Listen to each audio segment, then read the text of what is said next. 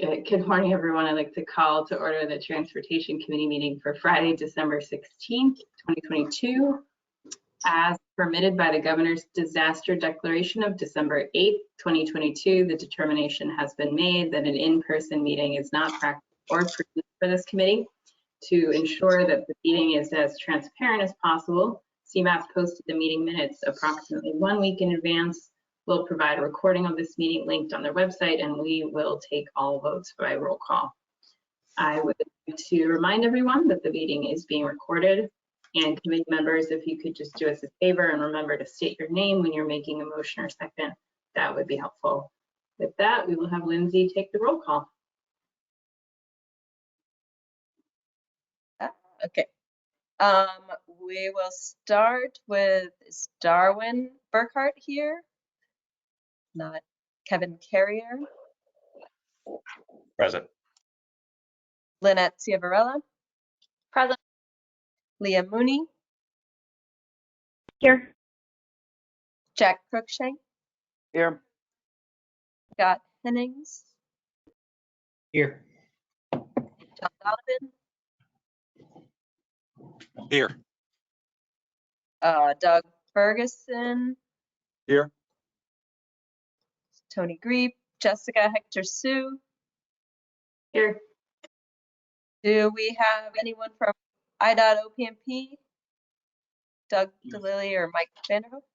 Yes, this is Brandon Gaber. Okay. And Heidi Lichtenberger? Present. Christina Kopkowski? Here. Eric Llewellyn? Here. Chris Siebert? Here. Tara Orban? Present. Jessica Ortega? Heidi Persad?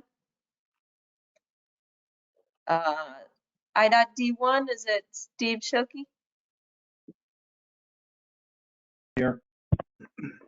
Jackie Forbes for Kane County? Here. Mayor Rockingham? Here. Joe Schofer? Here. We have CDOT, Big Krishnamurthy or Bill Higgins? Big's coming in now. Oh, okay. Big Krishnamurthy, are you here?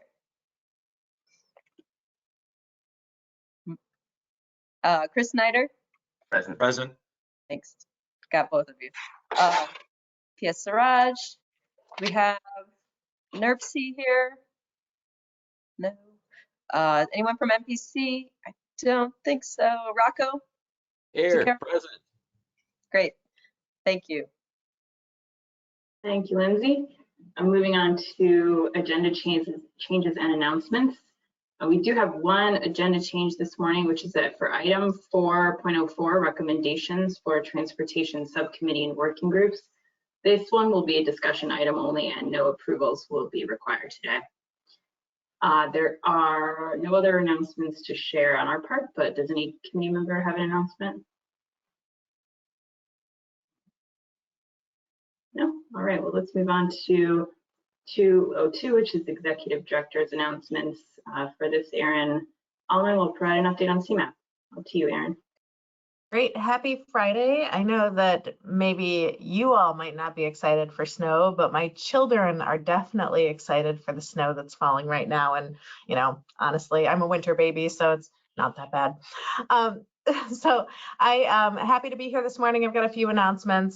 First, I wanted to just mention in terms of the federal budget, last night the Senate passed a 1-week continuing resolution keeping the federal government funded through next Friday, December 23rd. Our expectation is that President Biden will sign that bill at some point today. This gives Congress an additional week to either negotiate a full year appropriations bill that would fund the government until the end of September, which is the federal fiscal year. But of course, if they can't agree to a full year appropriations bill, you know, we're sort of getting used to these short-term extension bills that would last into next year, and the new Congress would then negotiate the budget. We expect the text of the appropriations bill to be released on Monday. We are interested in keeping an eye on the funding levels in whatever bill is passed to see how it might impact the Infrastructure Investment and Jobs Act funding levels. Again, they could remain steady to last year versus the anticipated 2% increase that was authorized in the IIJA. So of course, the transportation bills, they're passed in 5-year increments, which gives us some stability and predictability. But of course, that 2% increase would need to be included in this year's budget in order for us to see those resources. If there are further questions, I'm happy to ask answer any if I can. And also we've got the legislative item on the agenda too, where my staff, Tim and I think Laura, are on, who can help answer more detailed questions than I probably can. The UWP committee met this week and approved the UWP budget. This will come to Transportation Committee for approval in February, with final approval in March by the MPO Policy Committee. And then also, I think many of you know and have been engaged in our infrastructure convenings to talk about the booklet we've been developing here to really talk about our region's priorities. We're nearing the final phase of work plan to bring forward that consensus list of priority infrastructure projects early next year. Again, I'm excited to hear our region come together and speak with one voice. I know that there have been just a series of convenings over the last several months. You, yourself, your partners, your peers have really worked together to prioritize and achieve consensus around what I think is a great, big, bold, sustainable list of solutions to our region's transportation challenges. The transportation bill really creates this transformational opportunity to strengthen our transportation system, which will have a far-reaching effect on not only our region, but the state and our national economy, the resiliency of the Midwest, but the nation too. And so that's really the core message that we've built this communications piece around here, is that when you invest in Northeastern Illinois, it's an investment in the entire country. The group's identified 15 transformational projects that will grow the region and national economies and make our transportation system safer and more resilient.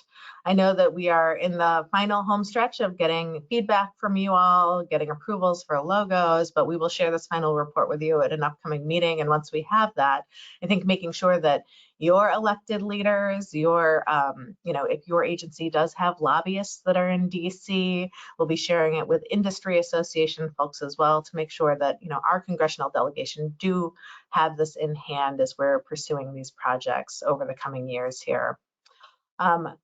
So again, I just want to emphasize the thanks. I know we ask a lot of our partners, but it has been a really great collaborative experience, and we appreciate the time and effort that you all have put towards this effort, just given the fact that it will make us more competitive, I think, as we work together in this program. I've got a few other things that I wanted to talk about too. One, the carbon reduction program. The IIJA created a new funding program called the Carbon Reduction Program, which I think many of you have sort of been asking about. It provides funds for projects designed to reduce carbon dioxide, CO2 emissions from on-road highway sources.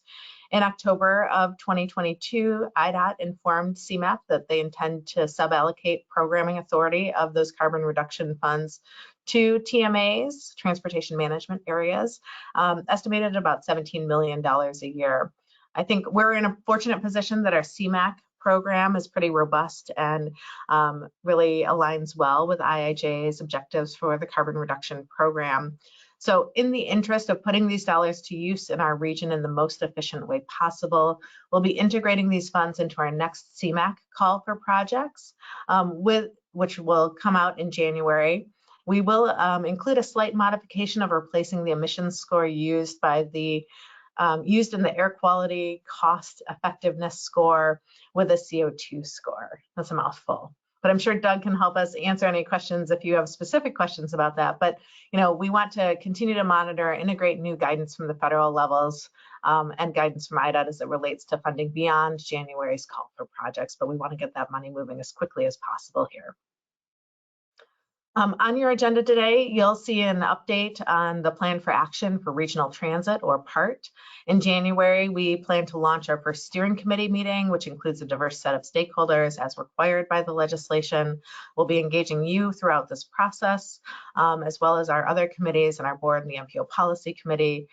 We are energized by this work, and I think as we've been having conversations to get stakeholders to the table for the steering committee, they are also excited about the opportunity to really think about about how we can work together on a transit system that just works better for everyone, and then, of course, really grows our economy and economic opportunity for communities and the region.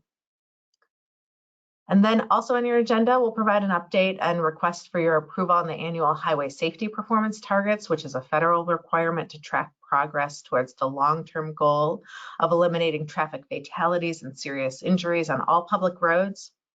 Relatedly, I think many of you are probably aware that we submitted a major joint application to improve travel safety across our region. We partnered with all of our counties and IDOT to apply for a Safe Streets and Roads for All funding.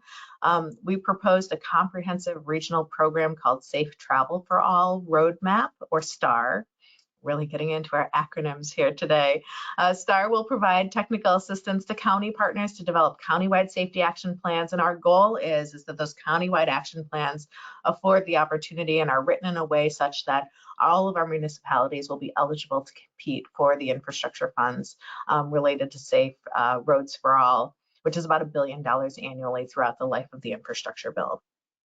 We hope to hear from the feds about the grant announcement in January or early February. Again, we'll keep you posted on that, and I'm sure you'll hear excitement from the old post office when we hear, hopefully, positive news.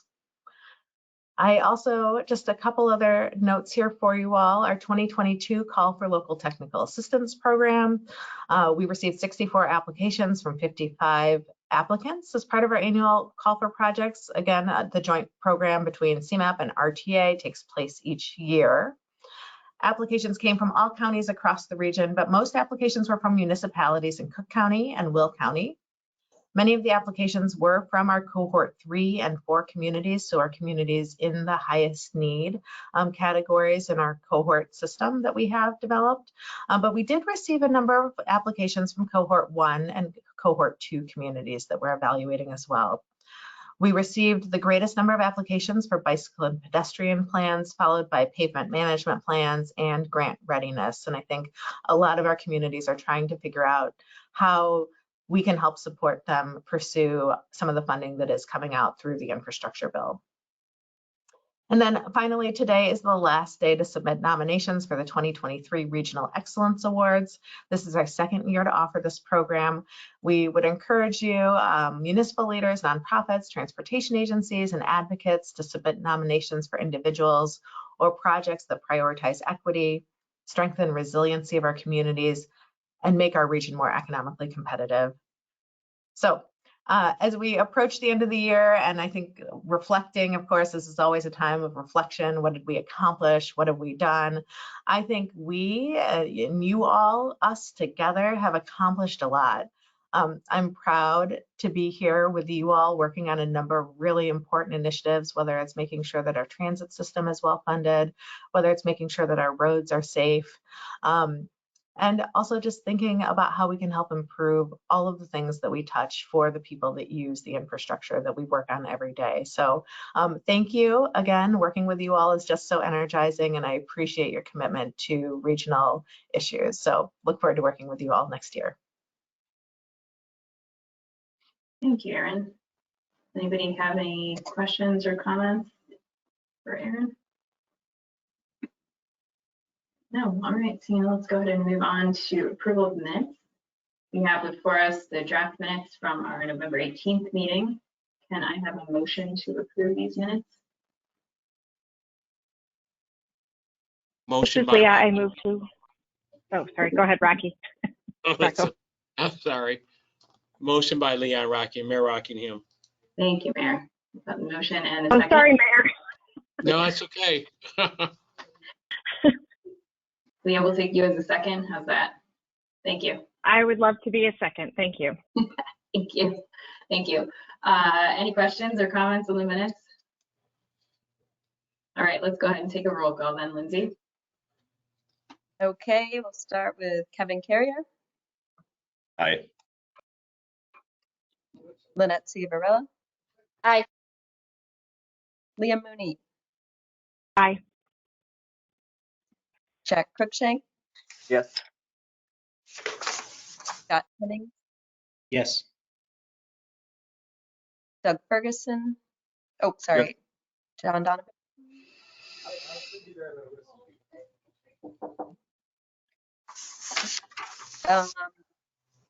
Jessica Hector Sue. Aye. IDOT OPMP, is it Mike Vanderhook? Or Aye, Brandon? this is Brandon Gaber. Thank you. Heidi Lichtenberger, Aye. Christina Kopkowski, Aye. Eric Llewellyn, Aye. Chris Hebert, Aye. Tara Orban, Aye. Mayor Rocking, oh, sorry.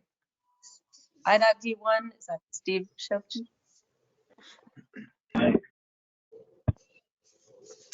Jackie Forbes, Aye.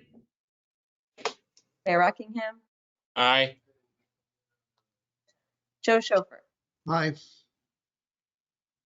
Big Krishnamurthy, Aye. Chris Snyder, Aye. Rocco Zucchero. Yes. And did anyone join since I first took attendance that would like to vote? Then I Oh, all right, thank you. Minutes are approved. Let's go ahead and move on to new business. We have several items of new business today. First up is federal fiscal year 2023 to 2028 TIP amendments and administrative modifications. For this one, Russell will be giving us an overview. Okay, included in your packet today is a memo detailing the 43 TIP changes contained in formal TIP Amendment 23-05 and the 97 TIP changes contained in Administrative Amendment 23-05.1. As seen in the memo, formal amendments resulted in an increase of $106.3 million in total project costs for all prior, current, and future years. I wanted to highlight the 8 formal changes submitted by CTA that added about $80 million. And which accounts for most of the increase in funding for this amendment. These changes included not just an increase in federal funds, but the addition of a wide variety of funds to support capital investments by the CTA, including funding for federal funding for areas of persistent poverty, workforce development, which I believe is a HUD grant for the Red Line extension, over $38 million in federal funding to help with the electrification of the CTA bus fleet, and transit TIF funds to upgrade CTA rail stations and improve accessibility. Administrative amendments added $8 million to the TIP in all prior, current, and future years. The total net change for total cost in the TIP for all amendments resulted in $114.3 million being added to the TIP in prior, current, and future years. As shown in the memo, phases added to or removed from the TIP and cost changes comprise most of the formal changes, and administrative amendments were primarily cost changes and schedule changes. The amendments along with the memo were posted for committee review and public review. And at this time, I will take any questions if there are any. Thank you, Russell. Let's go ahead and take a motion in a second, and then we can take some questions if there are any. Do I have a motion to approve the TIP amendment 23-05? Forbes, so moved. Thank you. Second, Lake County. Great, thanks, Kevin. So we have a motion and a second. Do we have any questions for Russell from the committee? Questions? Yes, go ahead, Leah.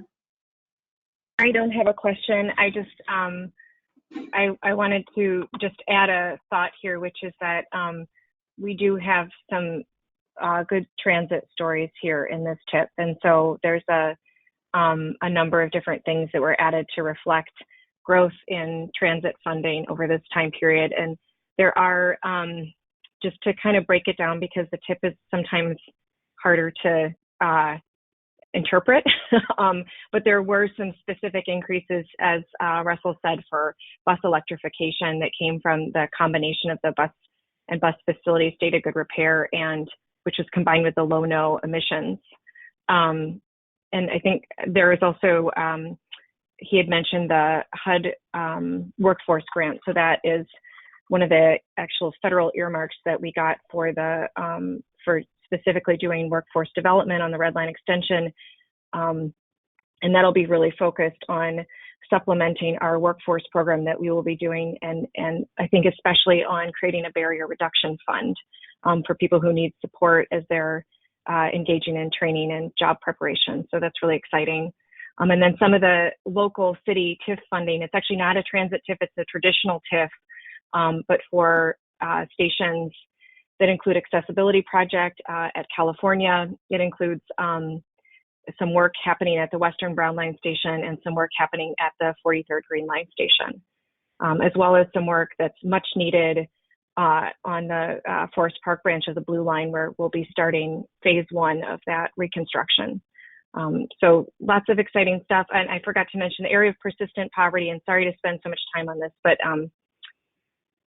that one is specifically focused. It's a requirement that be a plan. And so what we'll be using that for is to actually sketch out using red line extension as an example, how we'll be able to have community, I think, leadership in our outreach. And so I'm excited about that one too.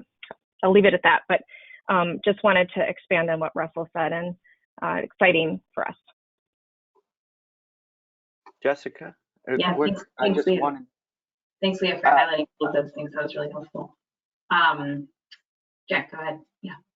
Just really wanted to give a quick shout out. I appreciate the breaking out the lane reduction projects. I like seeing that. So thank you very much.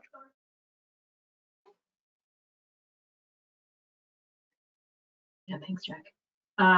Any other comments or questions for Russell?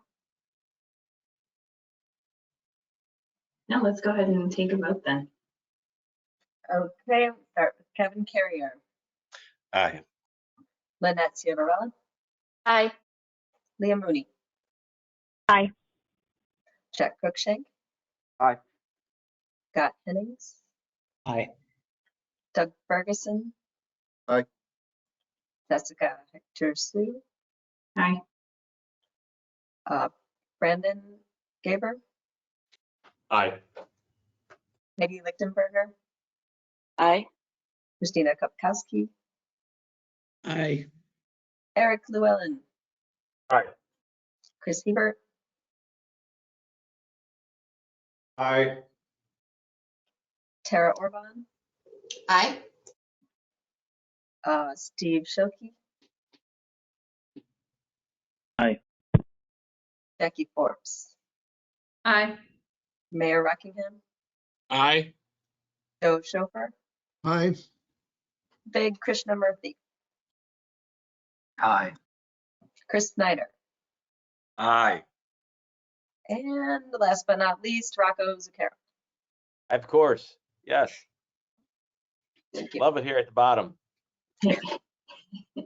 Thank you. Always running us out there. All right, great. The TIP amendment is passed. On to business 4.02, which is the onto 2050, 2023 to 2027 TIP conformity analysis and TIP amendment memo. For this one, Russell will be giving us an update on this one. So Russell, back to you again. All right, thank you. Also included in your packet today is the onto 2050 TIP conformity analysis and TIP amendment 23-04. As you know, the CMAP region is a non-attainment area for ozone. Thus, we are required to demonstrate that projects in the TIP conform to the motor vehicle emissions budget for our area through a regional emissions analysis. Specifically, projects in the TIP subject to air quality analysis requirements demonstrate when modeled that the region does not exceed our motor vehicle emissions budget, which is shown near the end of the memo in your packet. The memo and the list of projects that are new or had changes is currently available for public comment, which is set to close on the 18th. Typically, the public comment period would close in time for this to be an action item on this agenda, where we would ask for a recommendation for the Transportation Committee to the MPO Policy Committee.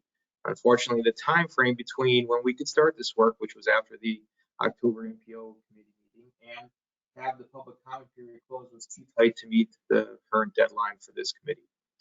But we do want to keep you informed and offer the opportunity to comment, which is why this is being presented as an informational item. It is not a requirement that the Transportation Committee approve the conformity amendments.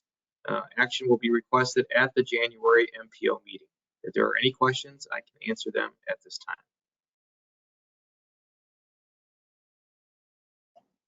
All right, thanks, Russell. Any questions or comments for Russell on this one?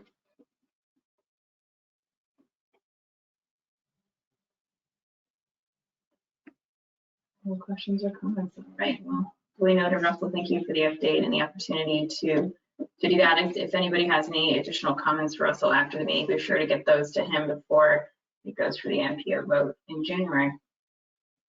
All right, let's go ahead and move on to item 4.03, the 2023 roadway safety performance targets. Todd Schmidt will be with us today to give us an overview around this one, which we will be considering for approval. Thank you. Good morning. Today's staff is requesting that the Transportation Committee recommend support of IDOT's 2023 highway safety targets to the CMAP board and MPO policy committee. Next slide. The highway safety targets are part of the Transportation Performance Management, or TPM, which are intended to track national goals at the state and regional level. TPM requires state DOTs and MPOs to set a series of performance targets and track the progress toward achieving those targets. The safety performance measures track progress for the long-term goal of eliminating traffic fatalities and serious injuries on our roadways, because no traffic-related fatality or serious injury is acceptable. The safety performance measures are the only TPM-related targets that are set annually and for all public roads, so it doesn't matter the jurisdictions or who maintains the road. The MPO can set its own targets or support the state's targets. This will be the 6th year of setting highway safety targets, and we have supported the state's targets the past 5 years. The performance measures and targets that we track include the number of fatalities, rate of fatalities per 100 million vehicle miles traveled, the number of serious injuries, the rate of serious injuries per 100 million vehicle miles traveled, and the number of non-motorized fatalities and serious injuries. Whether the MPO sets its own targets or supports the state's targets, the MPO is required to show how it's planning and programming to help achieve the safety targets.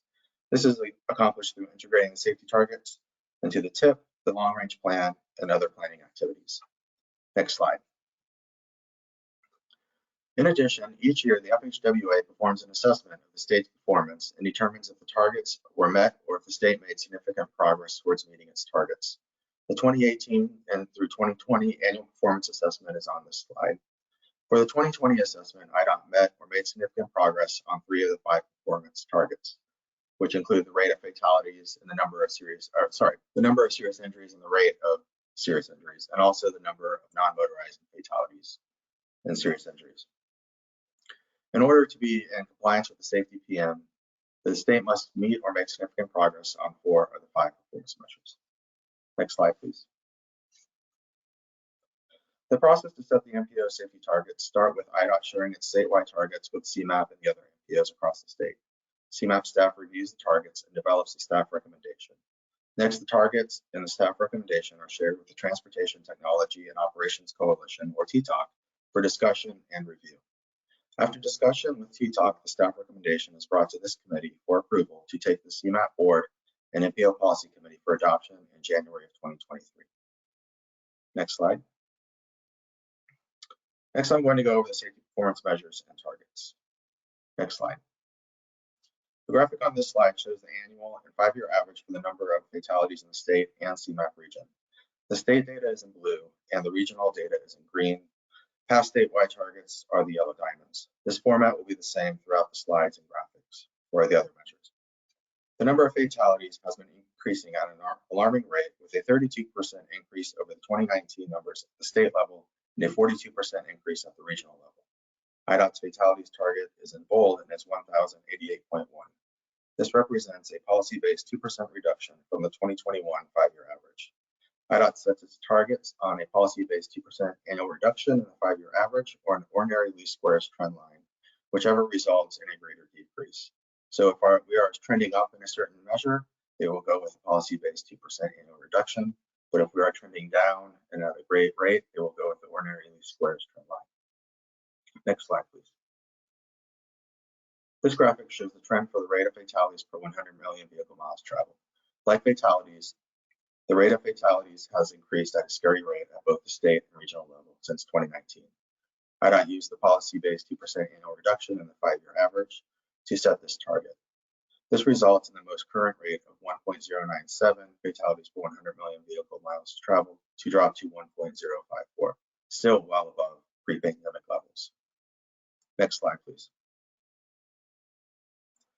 This graphic shows the trend for the number of serious injuries, and there was a sharp decline that started in 2018 and then an increase in 2021, which could be due to reopening. This is interesting because the number of fatalities spiked since 2019. It's also one of the targets we have met consistently for the last few years. IDOT's targets for the 2023 is 9,016.7 and was set using the ordinary least squares trendline method. So we are trending down overall in the last 5 years. Next slide. This graphic shows the rate of serious injuries per 100 million VMT. The CMAP region and state are running pretty much even, but this past year, the region's rate is a little higher than the state, and they've started to deviate. Again, this is another target we have hit the last few years. The target for the rate of serious injuries is 9 and was set again using the trendline method. Next slide. This graphic shows the number of non-motorized fatalities and serious injuries, our most vulnerable road users, and our region accounts for a vast majority of the state's total number and serious injuries and fatalities for non-motorized people. Both state and region saw a decrease in 2020, but the trend went back up in 2021. And again, this could be due to us reopening and more people out on the street riding their bikes. The target for this measure was used the policy-based 2% annual reduction in the 5-year average, going from 1,495.6 to 1,438.9 in 2023. Next slide, please.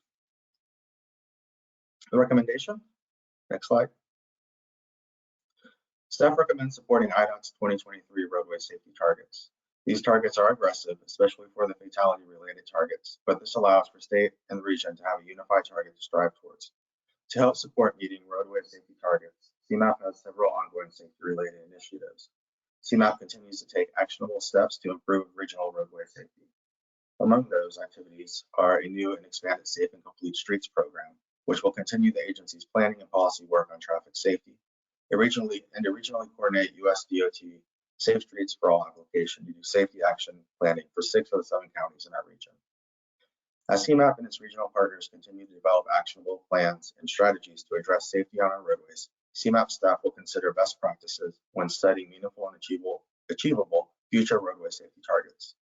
CMAP is working on a series of dashboards that allow for the safety performance measures and targets to be more accessible to our partners and the public. A screenshot of the dashboard is on the slide, and it will include a graphic showing the trends and annual targets for both the state and regional numbers, and a map and text describing the target and why we track it. Again, CMAP staff is requesting the Transportation Committee recommend support of IDOT's 2023 highway safety targets and CMAP board and MPO policy committee. Thank you. Thank you, Todd. I want to take a minute for people to be able to ask some questions. Let's go ahead. We are voting on this one, so let's go ahead and take a motion in a second, and then we'll have some discussion with Todd. This is Rocco. I'll motion. Thank you, Rocco. Can I have a second as well? Mayor Rockingham. Thank you, Mayor. All right, Todd, thank you so much for this presentation. Maybe I'll start with a comment and a question. My comments is that, you know, this, whenever I read this, anything about safety, especially this target setting, it's very sobering. You know, it's really sad to see the increases in fatalities, increases in injuries. It's good to know that we are meeting some of the targets, although I feel like that's a qualified meeting since the rates are still higher than they were before the pandemic. I can't help but notice that in the same 2 years that we've seen those increases, we've seen a major reduction in transit use. So I can't help but wonder if, you know, part of what we're seeing is more people driving and more people being hurt because of that. So, you know, somewhat coming from the transit space, I know it makes me want to make sure that we get as many people as possible back on transit, and we know that's a very safe mode. It also, you know, all of our riders are pedestrians at some point. So as we were talking with Vicki a couple of meetings ago about some of the safety stats she was bringing forward, it also is very, you know, sobering to see so many people suffering from injuries. So definitely something that we should all be working on. We appreciate your efforts in this area. I appreciate your efforts in this area. And I think that all of the things that you described at the end here are definitely helpful.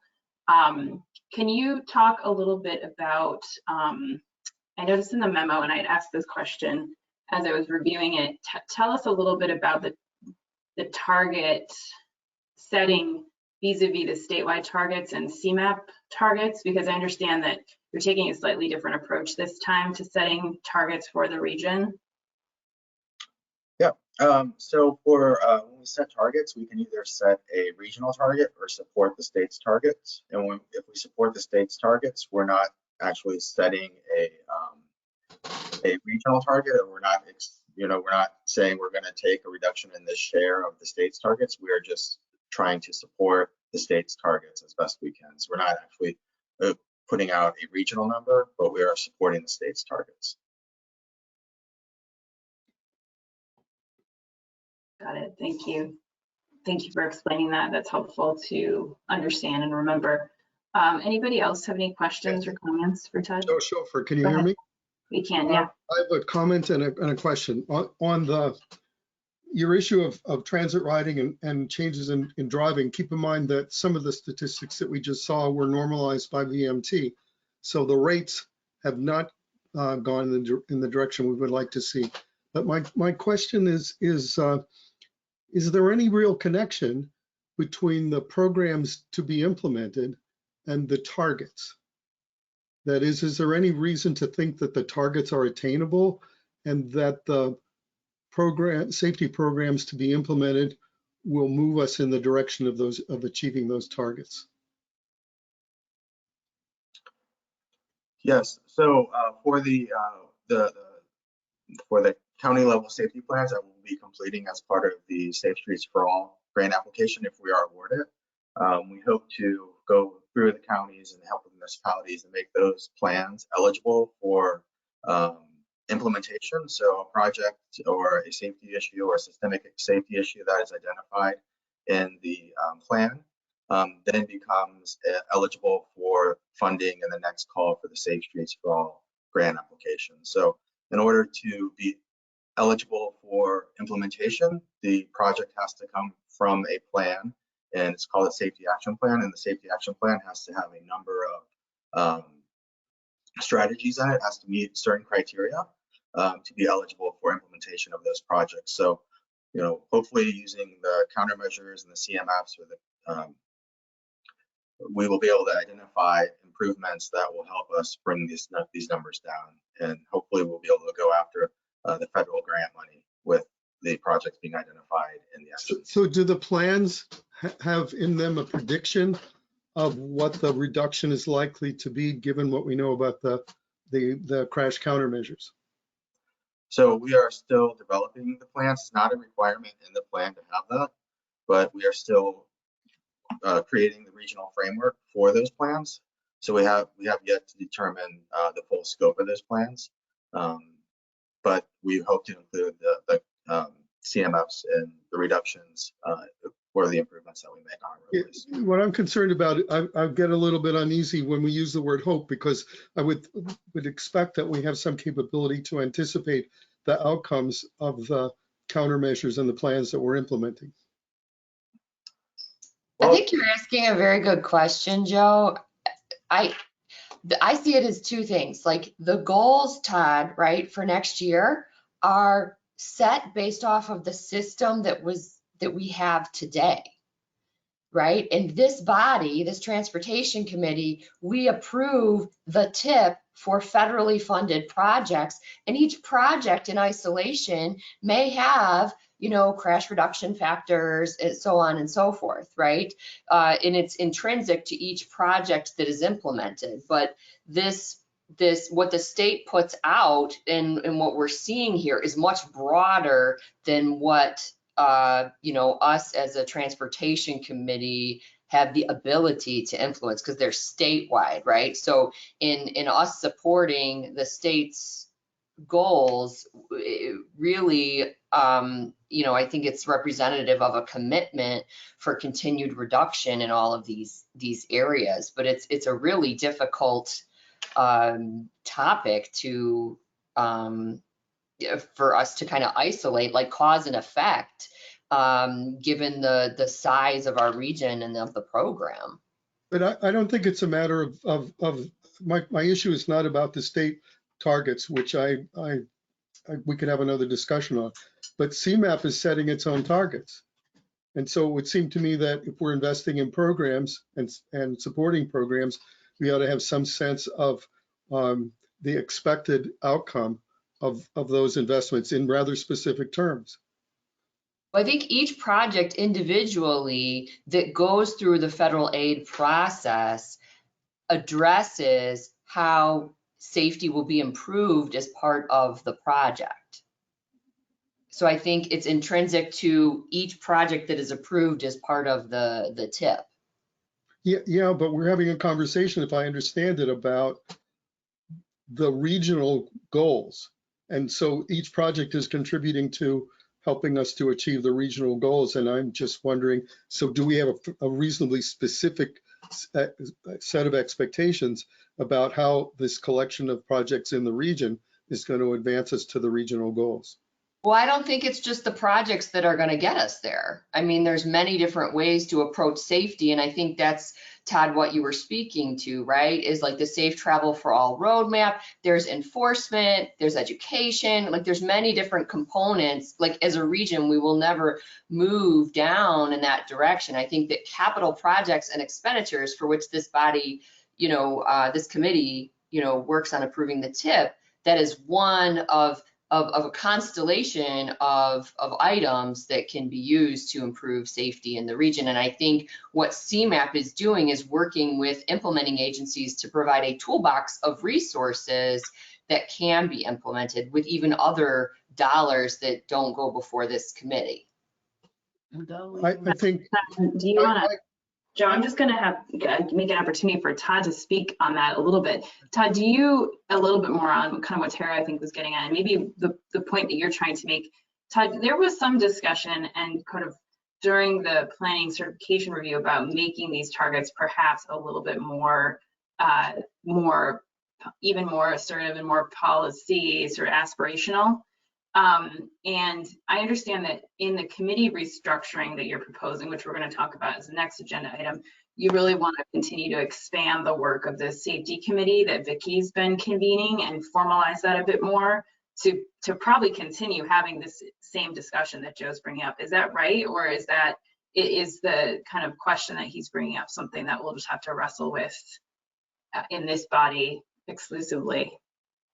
No, I think yeah, it's correct. We're developing those strategies in that committee for that topic, and to take deeper dives into the data and look at the crashes and what's causing them.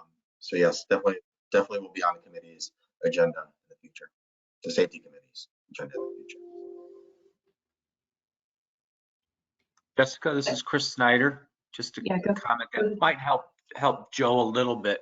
So DuPage County was one of 4 counties in the state, 8 in the country that was FHWA. We did a local road safety plan, and we went through that. We identified corridors in the county.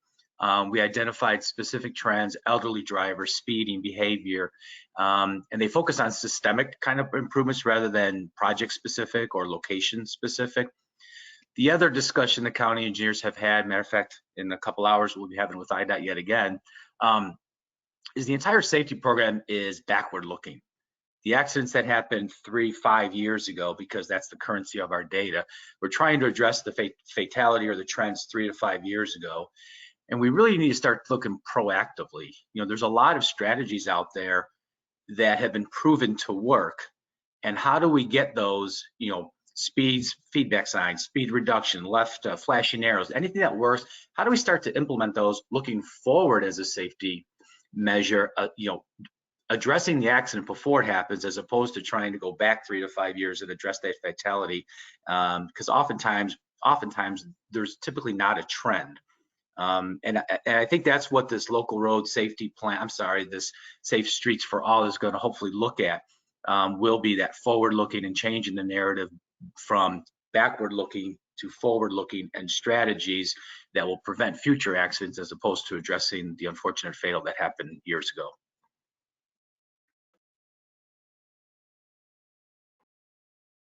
Yeah, let me just comment, because I don't want to be and I don't want to be the target for this discussion, but I think it's a discussion that really needs to be had, because it would seem to me that given the tools that are available, whatever projects we're advocating and implementing, we ought to be able to anticipate the outcome and use that as a basis for setting objectives, rather than pulling a target out of the air and then a year later saying, well, we didn't meet the target. Yeah, really good point. Jessica? Kevin, yeah, I think Kevin had a. Yeah, and just real quick, just this is a great discussion and kind of tied into a comment or question comment that I want to make. But I'm agreeing with you, Joe, and with what Tara and Chris was saying too. I think a big chunk of it is, we're focused on the engineering side of things here, which is good, and we can look at those targets and try to figure out what solutions. To Joe's point, does it need to be a roundabout? Is it a flashing yellow? Once we know those targets and those crash and those patterns, we can try to address those from an engineering standpoint. We have seen, at Lake County, I'll talk for Lake County, I think it's region-wide or nationwide, but we've seen an increase in speeding and aggressive driving too, which you can't necessarily engineer for, right? So I think as part of this, if we can try to find a way to, and maybe it's going on already, but outside of these circles, trying to get to, the enforcement side of things, education side of things, if we have people going 80 miles an hour in a 40 mile an hour speed limit, engineering can only do so much, and they depart the road, and unfortunate things happen. So I think I don't know how to do it, and we've been wrestling with this for a long time, but trying to get to the speed enforcement, the educational side of things, that driver human factor is something that we just can't control from, an engineering standpoint and roadway design standpoint too. So. Jessica, I think Stephanie wanted to make a comment. Sure.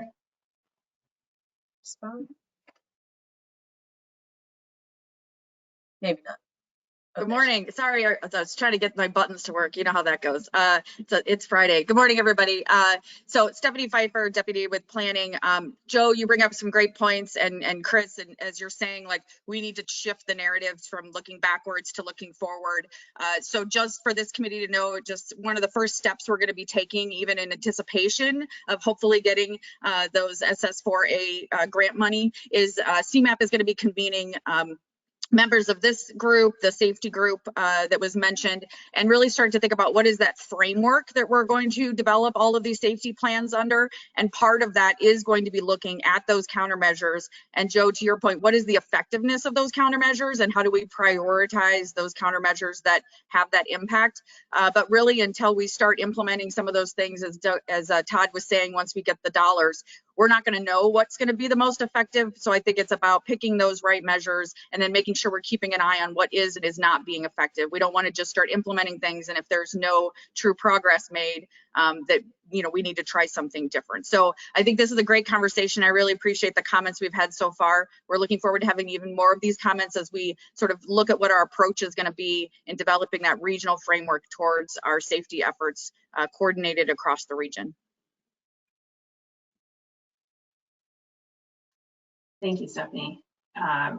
Good to know. Yeah, I think that will be worthy of more discussion for sure. And I'm glad that you're able to convene another group to do that, and we can continue to do that too. I think we had a lot of discussion when Vicki came and presented, and we're having a lot of discussion today. I think we might have a few other people who'd like to make comments. Vig, would you like to make a comment? Thanks, Jessica. Yeah, well, sort of a comment, but maybe like a clarifying question first. The question is, what exactly is the motion, right? Like, I'm reading the briefing document, and we've talked about supporting the target, and I think part of the discomfort is like, well, we support, I think I sense in the room, right? Not to speak for others, we support the goal, right?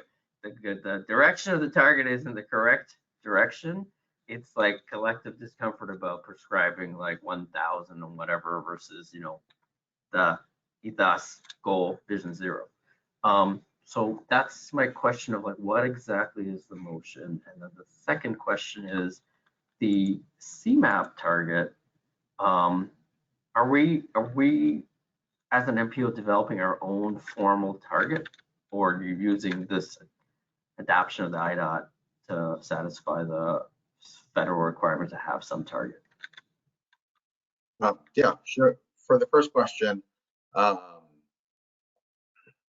this was the process that we developed early in the first, I believe the first year that we brought the safety targets to this committee.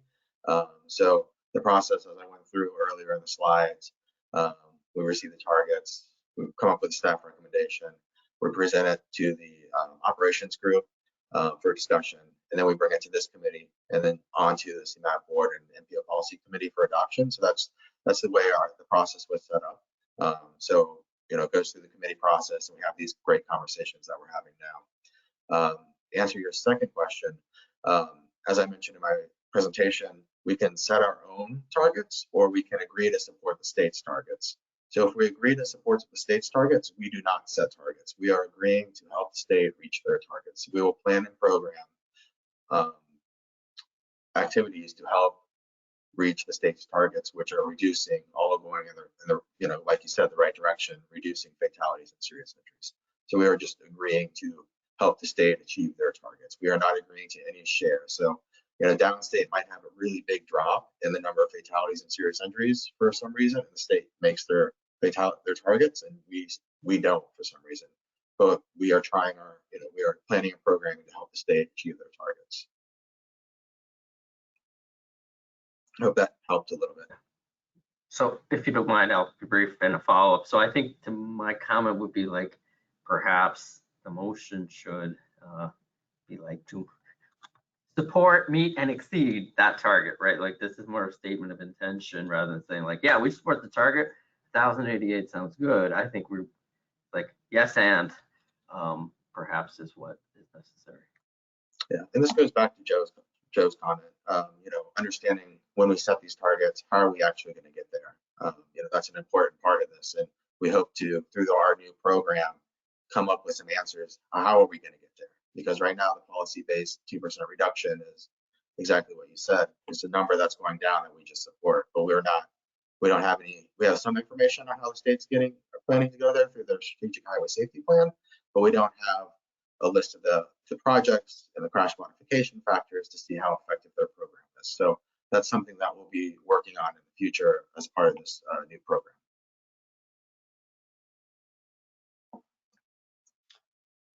Jesse, I know we got a lot to get to, but one more quick question, if I could. On the data, they're looking at the fatalities going up and the serious injuries going down. I think we asked this last year too, Todd. But is there any correlation or any reasoning why that may be happening? I think what we suspected last year is maybe that some of those serious injury crashes due to either speeding or something like that, maybe unfortunately ended up being fatals. So maybe that's why the serious was going down, even though the fatals were going up. But is there any correlation to that you guys have seen in the data or anything like that, or just curious? We don't have facts. We could take some guesses of, maybe, safer drivers were staying home during the pandemic, and now we saw the increase in serious injuries, so we're seeing more traffic out on the streets. So that could be a cause for the last year's increase in serious injuries. But as far as I know, we don't have an explanation for why that's occurring. Oh, Lindsay, you raised. Yeah, I just wanted to add that the increase in SUVs on our road is a huge factor when you're 2 to 3 times more likely to die if you're hit by a larger vehicle. So I think that has a lot to do with the disparity between the rates, but there aren't a lot of recent studies on that. I agree, Lindsay. I think for my purposes, I would be interested in looking at setting a target that's half of what we're doing. And I know that might be performative and you might all roll your eyes at that, but because it's not going to do anything, right? But I don't know. That's what my thing is. And I don't know. That's my thought. Thanks, Jack. Really good points. Go ahead, Dave. Oh, just to follow up on we're also seeing the same trend in the city of serious injuries and fatalities sort of diverging, especially for vulnerable road users. Again, our hypothesis is like maybe some of the complete streets work is really working, like the tightening up and things are avoiding those like near misses. But when people do get hit, it's like likely to be worse with the hypothesis of like increasing vehicle size. That was mentioned, like really, really reckless behavior, right? I mean, you're getting hit at 65 miles per hour, it's just like there's no chance. So the city of Chicago trend is mirroring the regional trend as well. Thanks, Meg. Yeah, that's really troubling. Any other? Really quick on this, I just want to compliment CMAP and your efforts on this. Todd, thanks. I've been on this committee working with CMAP for basically the introduction of CMAP, however many years ago that was. I can assure you that safety was not part of it was part of a discussion, but it was not really the forefront of a discussion. So I think the education, everything that you've been doing to, and I think it's our responsibility to talk to others and educate others and within our own agencies, introduce policy, educate our own staffs and leadership on the importance of safety. So I want to compliment, CMAP and everybody here, and really realizing that we've got to focus on this issue, and it is our collective responsibility to drive down these numbers. You can put whatever you want on paper. One is still too many. I want to compliment, City of Chicago. You guys came up with that Vision Zero plan a few years back. That was really, that was huge. That was really nice. And from a tolling agent, from an implementing agency, I look at it as my responsibility to implement these recommendations and then measure, to your point, Joe, measure the effectiveness of what we do to understand where we should be putting our money and to understand what's working and what may not be working. But it's not one simple thing. It's not a physical thing. It's not policy. It's not enforcement. It's education. It's a collective of it all to pull it off. So again, just want to compliment your efforts, Todd, and CMAP as a whole on continuing to push this issue throughout the state. So thank you. The team effort here. Thanks, Rocco. Hey, I just had one final quick question, maybe Todd. So for this SS4A, for the projects that you're hoping to identify, will those projects, have we talked about those projects then receiving additional points perhaps in future calls, whether STP or CMAC or what have you? We have not explored that. I think when we're putting together this regional framework, we'll have more answers and bring it back to this committee and even probably be developed. The regional framework will be developed through the safety committee. So again, that's a work in progress. Okay, thank you. But I'll just add, this is a high priority, and so we do want to use every lever that we possibly have to impact these safety numbers. So we will absolutely be exploring all of those things, Jack. Just had a quick, if I may. Sure. This is Sriraj. Apologies for jumping on it. And if this has been discussed already, then ignore the question. But looking at the 2017 to 2022 numbers, are we accounting for the fact that there may have been reduced exposure during the pandemic? And if so, how is that going to be impacting the target?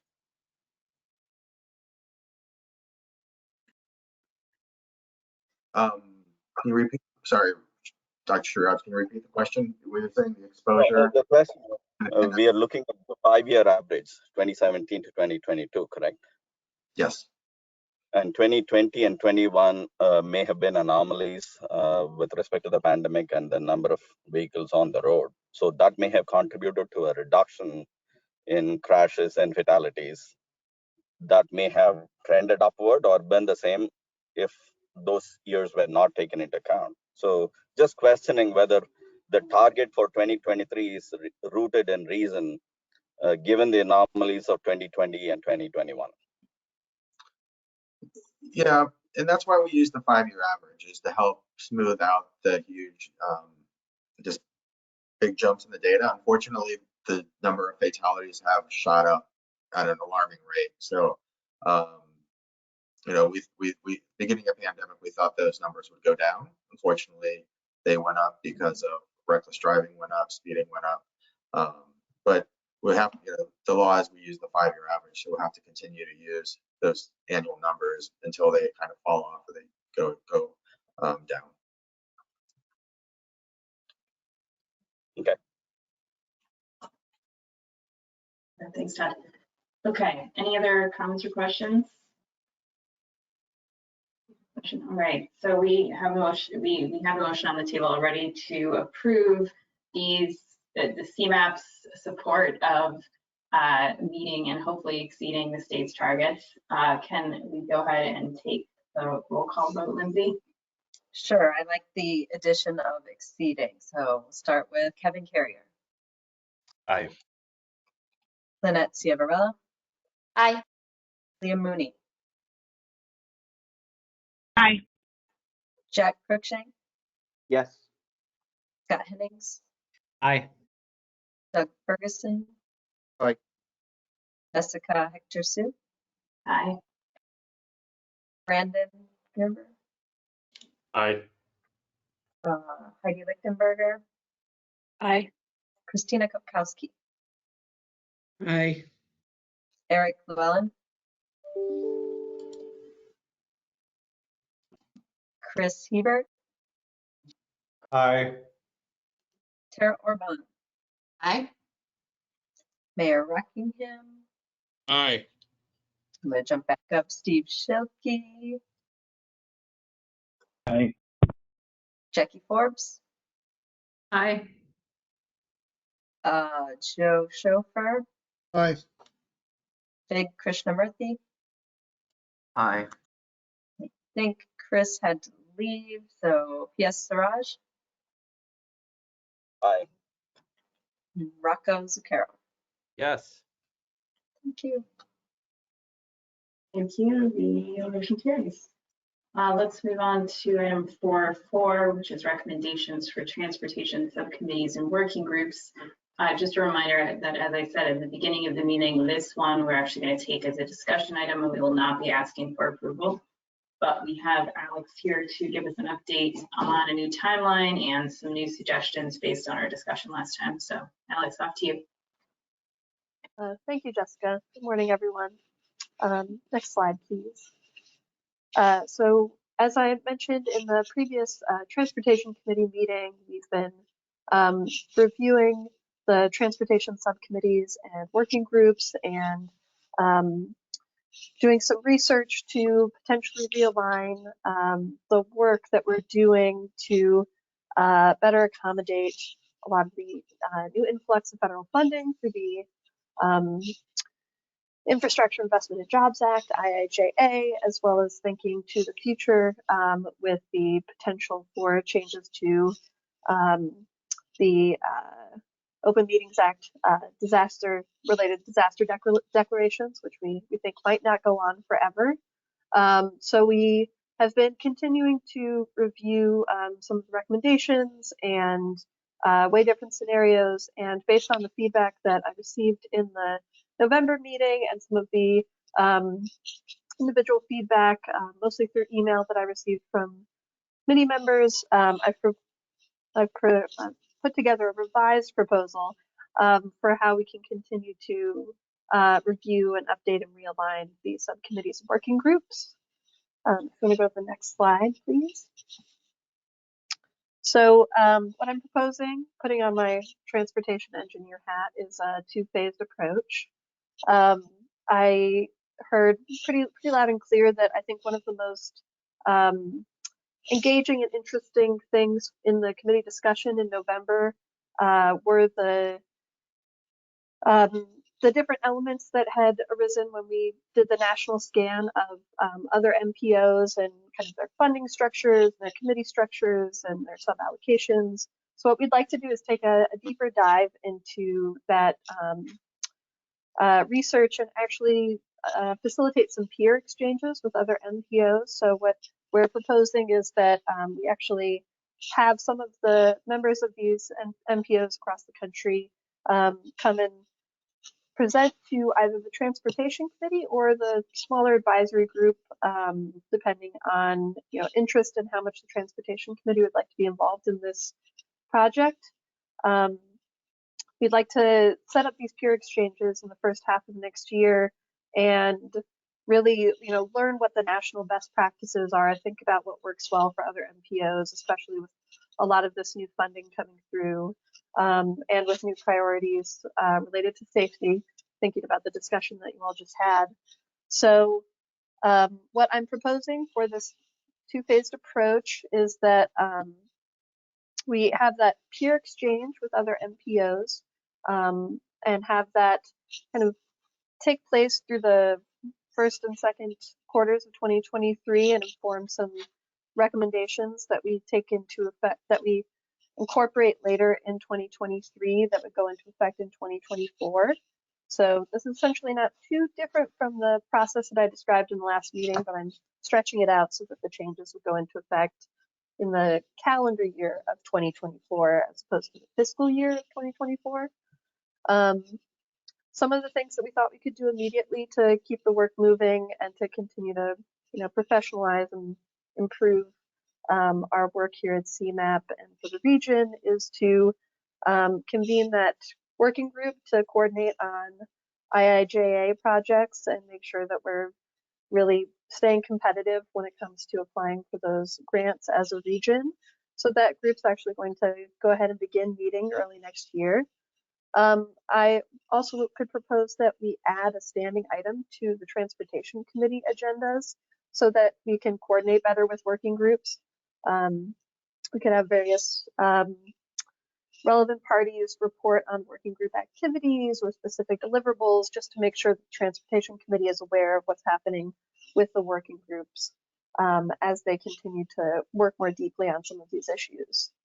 Another proposal is that we review the current and missing bylaws of all of these subcommittees and either draft or update bylaws as needed in coordination with the relevant committees. That's a project that we'd like to actually engage in early next year and hopefully have completed by the end of the first quarter of 2023. The last item that we'd like to do in this first phase is to review and improve the UWP committee templates and proposal criteria so that we have much clearer guidelines and selection criteria. The pandemic has, I think, very heavily impacted us in a lot of different ways. And one of those ways was with the UWP committee and kind of pausing the competitive program for a couple of cycles. We'd actually like to bring the competitive program back to the UWP committee, and through that process, we'd like to really improve upon the competitive program and make sure it's really reflecting the region's needs.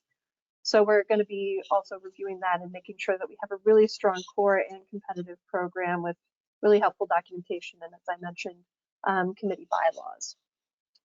So essentially, first phase of this work is taking that deep dive into bylaws, making some improvements to the UWP committee, making sure we go ahead and start that better coordination with the existing working groups at CMAP, including the safety working group that would be convening. That would be kind of a transformation of the one that has been informing Vicki Barrett's work, as mentioned earlier.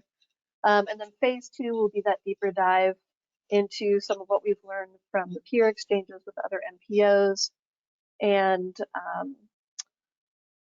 kind of discussing and comparing some detailed proposals for process improvements, and then ultimately presenting those recommendations to the Transportation Committee, which I estimate would happen in Q3 of 2023, for those changes to go into effect in January of 2024. Are there any questions, immediate questions from the committee or comments? Yeah, thank you, Alex. No, I appreciate this work. Kind of like Rocco said, I respect very much the work that CMAP staff is doing on this. My question was kind of about the Open Meetings Act thing. Could you talk a little bit more about that, right? Like, how would the public know, things like that? Sure. So one reason why we wanted to kind of visit the classification of certain subcommittees as either subcommittees or working groups and potentially, visit the pros and cons of each of those things. One of the things that we're keeping kind of top of mind is that we've all been able to meet virtually and somewhat conveniently as a region because of the disaster declaration that has been in effect since the beginning of the pandemic. But that disaster declaration that allows us all to meet virtually and still remain compliant with the Open Meetings Act is something that's renewed on a monthly basis. And CMAP staff have a tendency to check the website pretty regularly to make sure the declaration is posted for the next month, because there's some concern that if it's not renewed and we have to go back to in-person meetings, that would be quite a struggle for all of these subcommittees to meet on a regular basis and maintain quorum. So we want to think about how we can, better accommodate how well we've been able to participate in all of these different public bodies through the modified Open Meetings Act that we've been able to take advantage of during the pandemic. So that's one reason why we wanted to really visit and weigh the pros and cons of turning some of these subcommittees into working groups, because working groups would not be OMA compliant, but and it would allow for hybrid meetings, it would allow for kind of deeper workshopping, more kind of, substantive collaboration that doesn't have to very strictly maintain the Roberts Rules of Order and Open Meetings Act requirements, but only doing so with a really well-developed element of public participation still built into the process. So that's one reason we want to look at that potential change while thinking through how a lot of other MPOs, or at least a few other MPOs, have still maintained a strong element of public participation in the process. One way to do that would be through regular public hearings on certain items, or public forums or roundtables that could be easily accessible by the public. So we wanted to weigh the pros and cons of, weigh the pros and cons of turning some of the subcommittees into working groups, but only do that if we can still ensure that we have really robust opportunities for public participation. Okay. So would a working group have an agenda, a written, formal, publicized agenda? It would still have a written agenda, but it wouldn't be like posted on Legistar. So in many ways, it wouldn't be a public body, but there would still be opportunity for public participation through deliberate means, like a public hearing or a forum, surveys. There are other ways to participate with the public, but no, a working group would not be Okay, so OMA it would not be open to the public. Like if I was a member of the public, I couldn't just show up at a working group. Correct. Okay, gotcha. Okay, cool. And for the MPO peer review process, can you talk a little bit about how much of that you've done now, already completed, versus what you hope to gain from the peer review going forward? At the moment, we've just done kind of a surface level scan. We worked with some of the interns in the research analysis and programming division over the summer to mostly just scan information from websites. But what we'd like to do is actually take a deeper dive in that and have some meetings with our fellow MPOs to interview the process. I would be very interested in the results of that peer review, but I'm kind of have some concerns about this before doing the peer review. So that's where I'm at for this right now. Thank you for your answers. I appreciate it. And that's absolutely why we'd like to do the peer review before making any changes, I think, because we want to really incorporate best practices here. Okay. So is the plan to vote to recommend this to the board in January then? Did we just postpone the vote, or what's the process there? Well, as Jessica mentioned, I don't think we have to vote on anything today. This is mostly an informational item that we can discuss and make sure that we have consensus on the process. But yes, the vote, I imagine, would happen in Q3 of 2023 with the Transportation Committee, and then changes would need to be approved, I believe, actually by the NPO Policy Committee, because it governs the Transportation Committee. Okay, thank you. Thanks, Jack, for the questions. Alex, question for you related to that. Would there be anything that would preclude, I guess, if committee members had concerns about the transparency elements of the working groups versus subcommittees, would there be anything that would preclude you from posting an agenda publicly, or kind of taking some of the efforts to make sure that people within agencies and the public know about the meetings in a way that would be, I guess, more extensive than just a quiet working group? I can take a stab at that if you want, Alex. Hi, this Sure, is thank you. CMAP. One of the challenges, and we can bring you back alternatives that kind of outline this. We've certainly met with the attorneys on it, and a lot of our cities and villages are doing the same thing. But at some point, we do expect the emergency declaration to go away. And then that does reinstate, unless the legislature changes, our requirement to meet in person for public bodies. And the determination of a public body is how it is formed. So if the board forms it, if the transportation committee forms it, if the MPO forms it, that triggers that it will be going forward as an open meeting.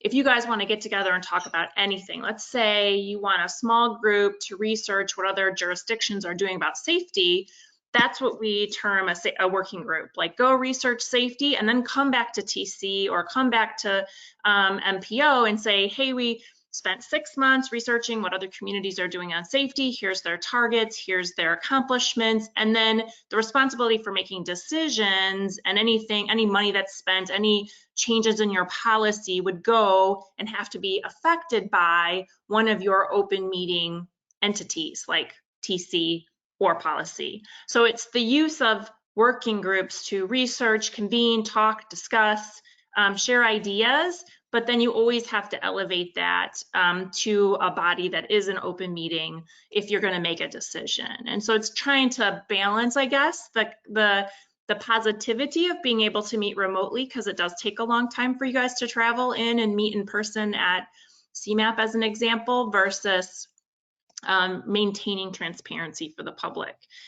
So we'll continue to refine that, and we can certainly bring you like the alternatives. To get directly at your question, Jessica, if it looks and feels and acts like a committee or an OMA compliant body, then it legally is, and therefore has to be open all the time. So there are some things that from a legal perspective we have to do if we want to have conversations or development in a remote environment as compared to the decision making that occurs at the public body. But happy to bring more information on that, kind of the nuances of that, if it's helpful.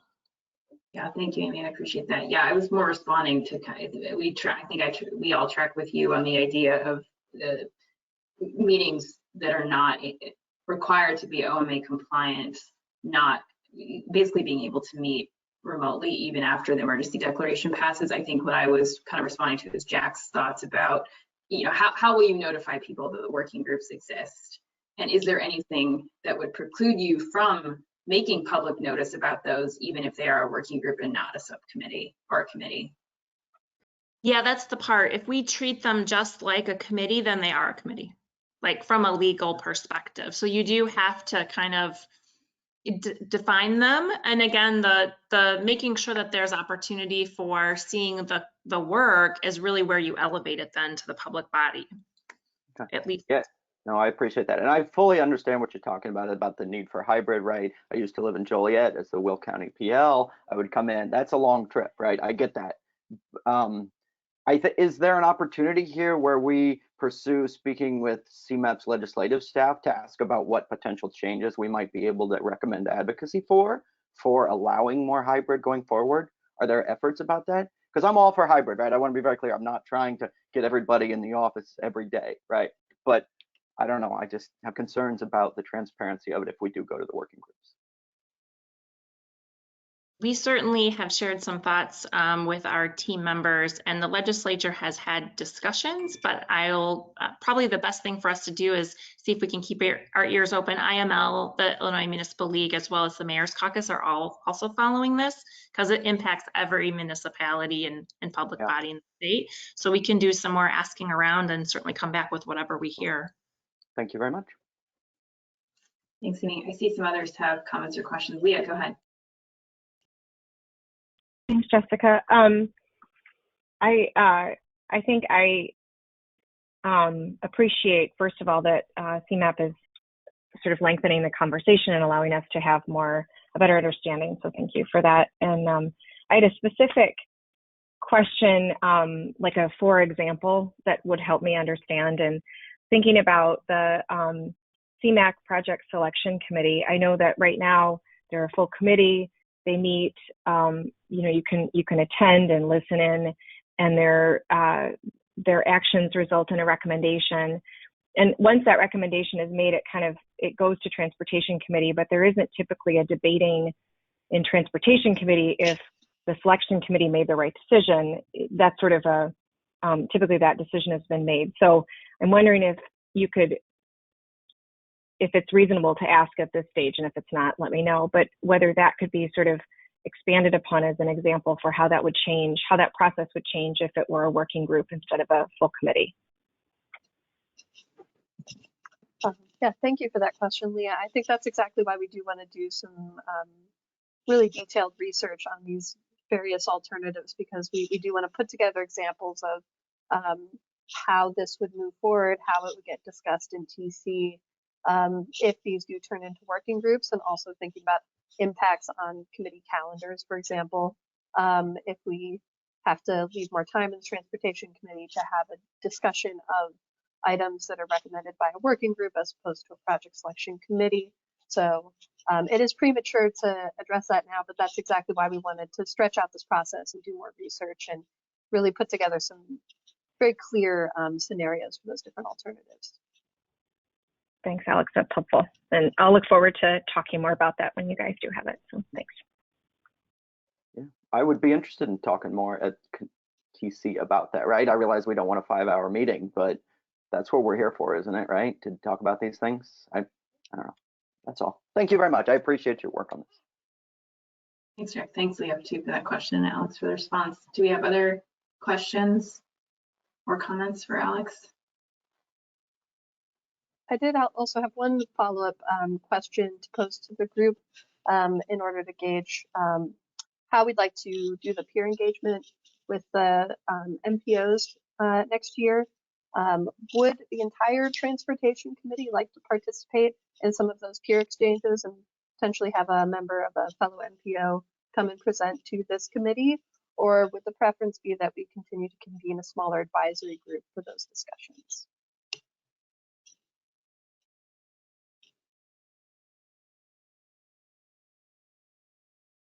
I'll jump in. I'll give a recommendation. I think it would be interesting if we could have them speak to the whole Transportation Committee, if that's possible. I think it's would be educational at a minimum, instead of limiting the discussion to at least hear what others are doing and see how, and have that opportunity to interact.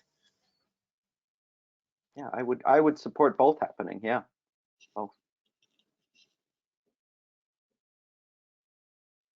Yeah, Alex, this is Lynette from Metra. I was drafting an email to you to say that we wanted to make sure that as you're moving forward with the MPO review, that I'd like somebody from my team to at least understand what's going on. I don't know who's on your smaller committee, but I think it's important to have folks from the service boards. I know at the last meeting, we raised some pretty specific questions about moving forward with the committee structure and how much additional work that's going to put on Transportation Committee.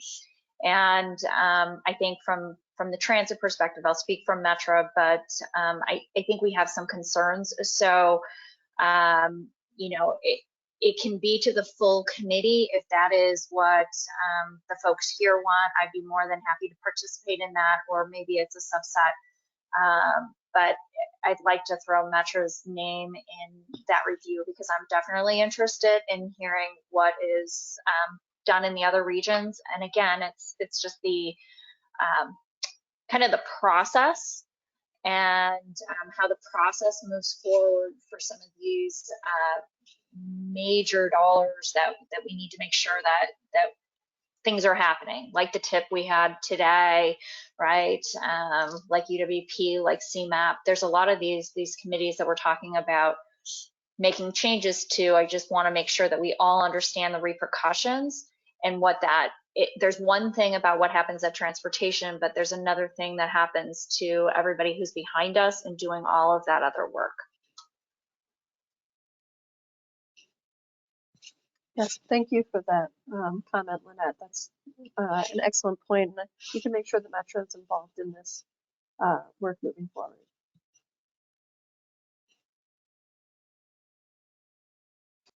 Do any other committee members have feedback for Alex on that question about whether all of Transportation Committee wants to learn more about the MPO scan and some of these other decisions versus a smaller working group, advisory group? I think, yeah, from Cook County, we'd like to participate in a smaller working group if that's the way you go. But also agree with and support Rocco's suggestion to, also have a future meeting where we can kind of hear a little bit more from other MPOs and be able to ask questions as well.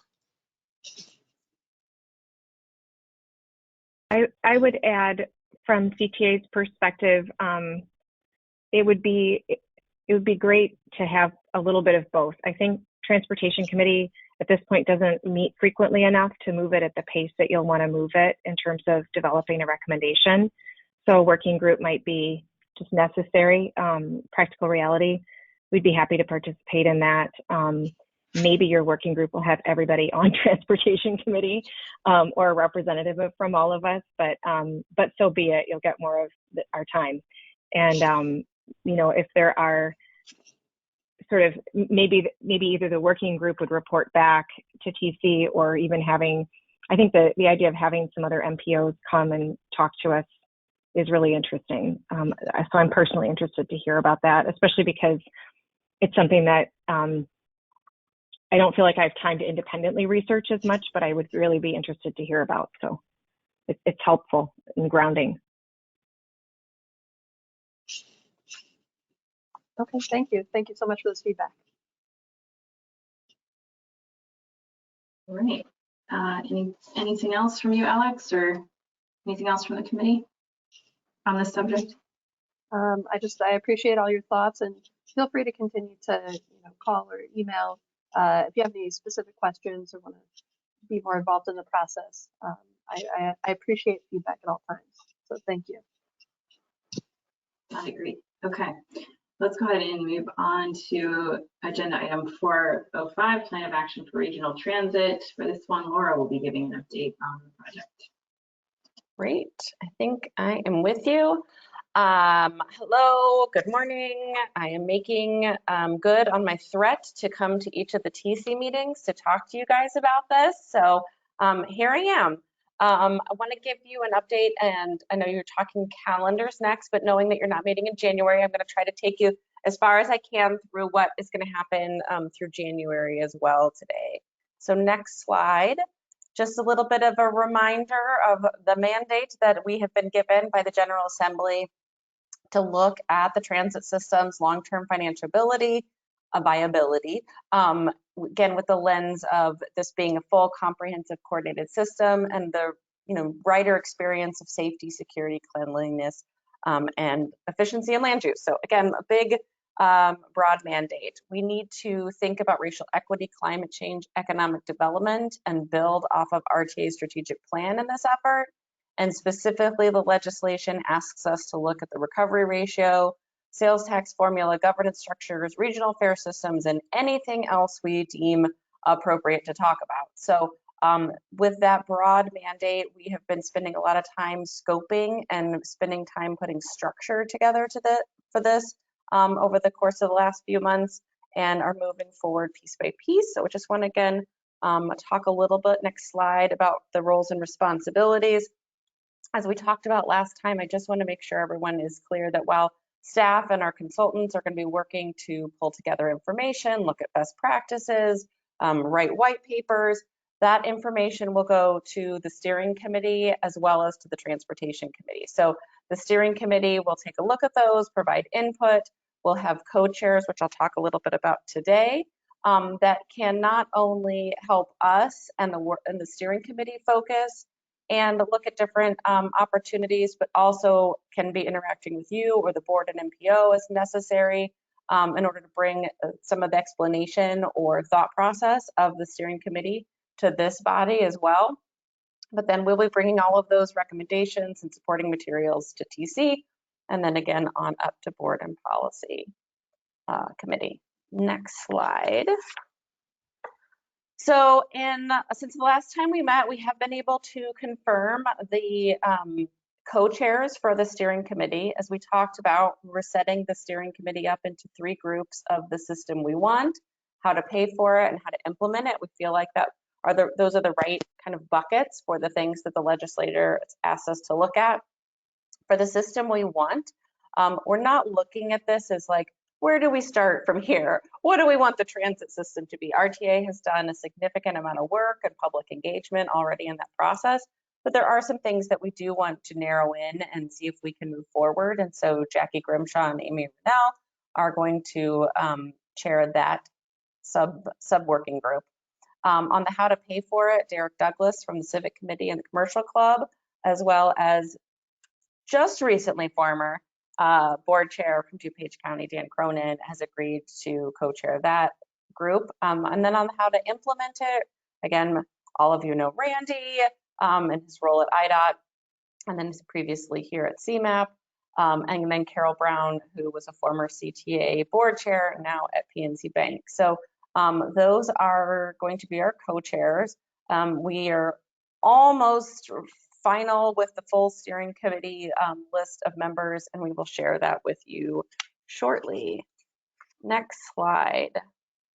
So again, when we start thinking about what are some of the conversations we're going to be having in that group and doing some research, gathering of best practices, gathering of materials that people have created before, right? So a lot of these are things that we have information on and either need to expand or push for some decision making on different items. So in the system we want again to look at different strategies that increase ridership and improve the experience.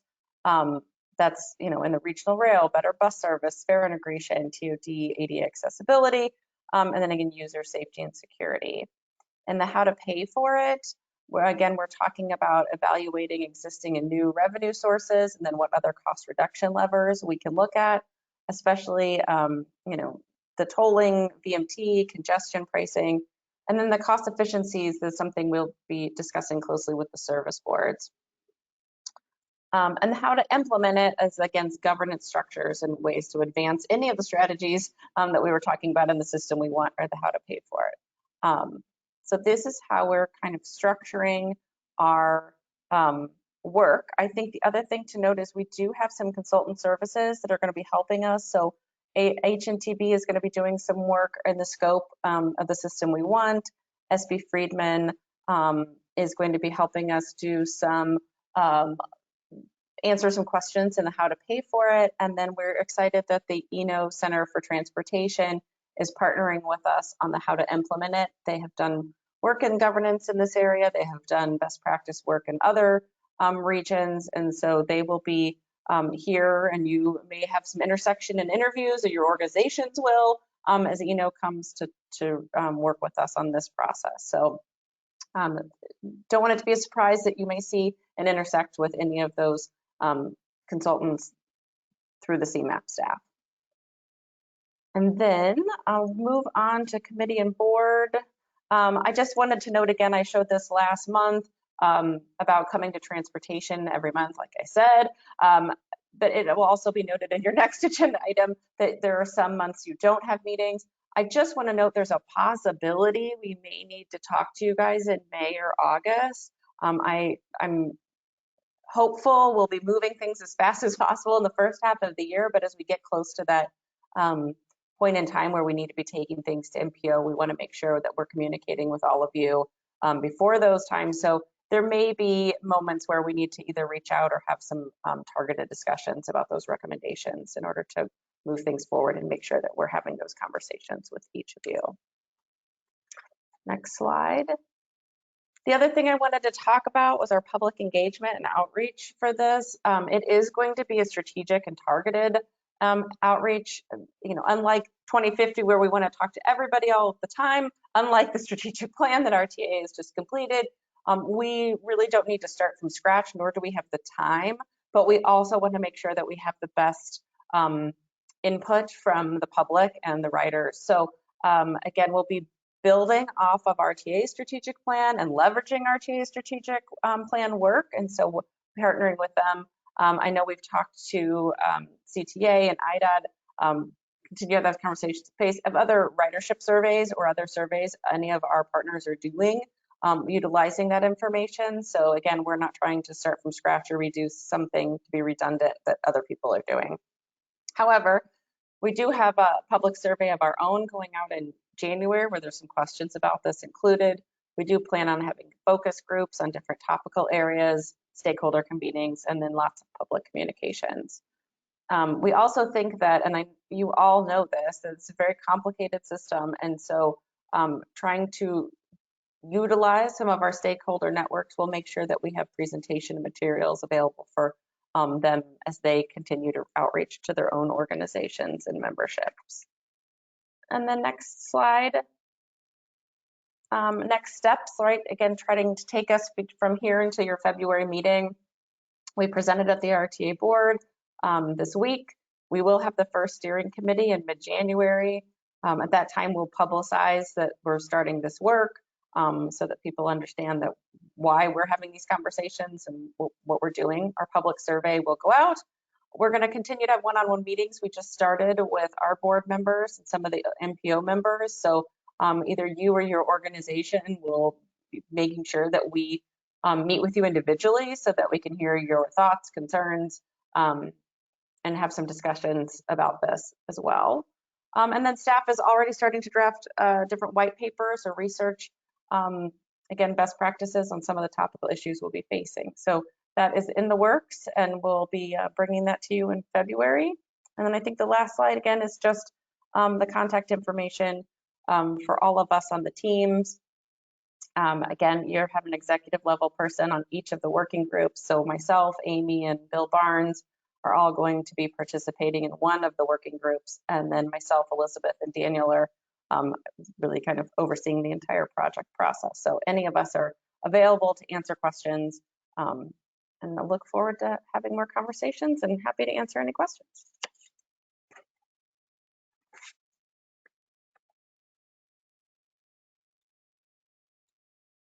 Any questions for Laura?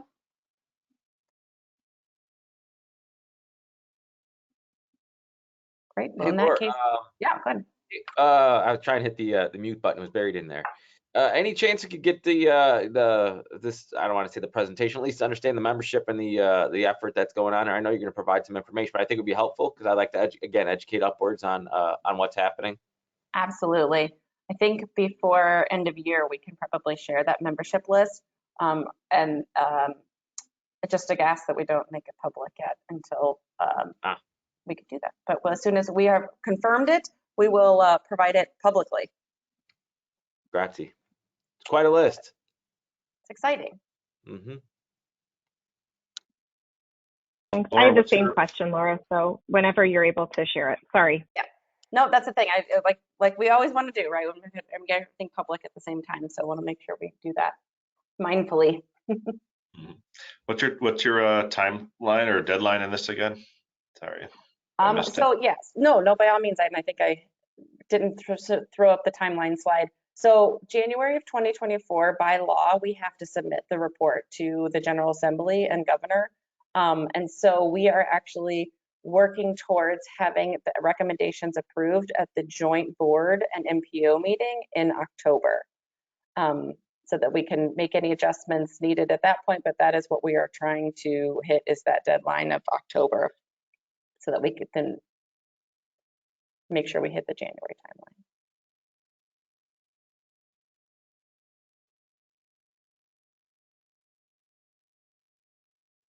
Any other questions for Laura? All right, let's go ahead and move on to item 4.06, which is 2023 committee meeting dates. For this, Doug will talk about meeting dates that we're considering for approval today. And Doug, as you do that, maybe you could talk a little bit about the possibility for additional meetings, as Laura mentioned. Yeah, thank you. So included in today's materials are dates for our 2023 meeting calendar. These were put together based upon the IDOT lettings and meeting the approvals for conformity amendments and going to the MPO policy committee, with the understanding that because of work that's being done on part, and in addition to the discussion on subcommittees, it may be warranted that we need to add additional meetings at another time. But we would hope to do that in a timely fashion where there's enough warning that members can either find alternates or adjust their schedules.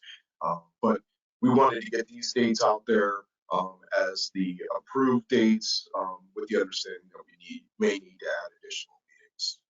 So with that, we would request approval so that we're in agreement on these dates as we go forward into the new year.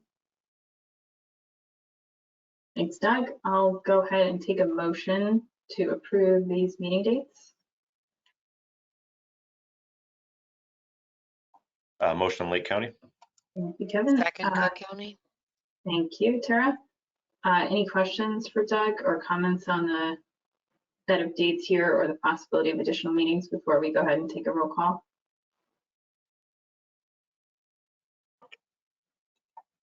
No? Yeah, real quick. I just, like we talked about earlier, I know that there might be other things maybe coming to this body. So I would support having more meetings. I know you're all gonna, make little voodoo dolls of me, but I would support that. Thank you.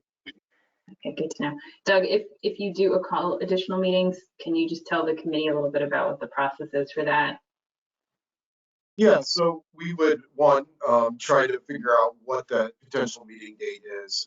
And then either Lindsay or myself would be reaching out to you, the committee members, just to find out your availability or alternate availability for those dates.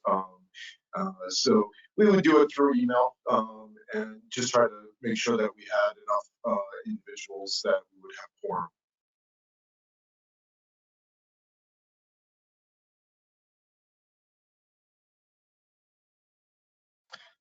Question, I guess, for other committee members is if there was a option for lengthening an existing meeting versus having another meeting, if that was possible for certain topics. Was there a preference from other folks coming down for an additional day versus, sticking around for an extra half hour or something like that?